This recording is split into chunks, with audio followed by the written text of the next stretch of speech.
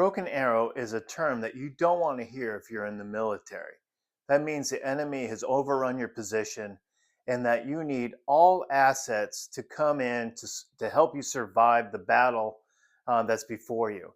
And NIMBY crisis is the same way, where the opposition has come out of nowhere typically, and there's their shock and awe, and now they've overrun and overwhelmed your project. And this is evidenced by negative media publicity, elected officials scrambling for cover, your allies are not returning your phone calls, and the opposition is just hitting you left and right from social media posts to petitions to moratoriums.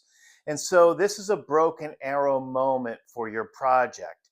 And so what does a developer do? Well, first off, it does not mean surrender. What it means is now marshaling your resources and your allies and your reputation to counter this attack and to survive it. And what I mean by that is stepping back, regrouping, and assessing the situation and the environment. What we're talking about here now is the elected officials need that political cover. So what do you do in your broken arrow moment?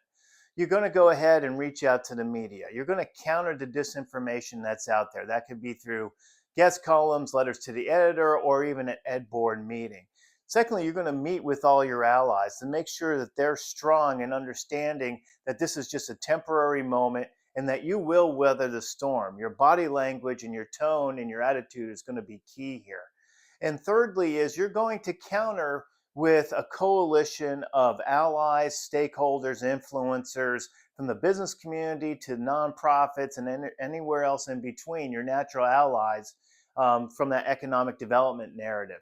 And you're going to bring them together to counter the broken arrow. And when you do this, you're going to have more success.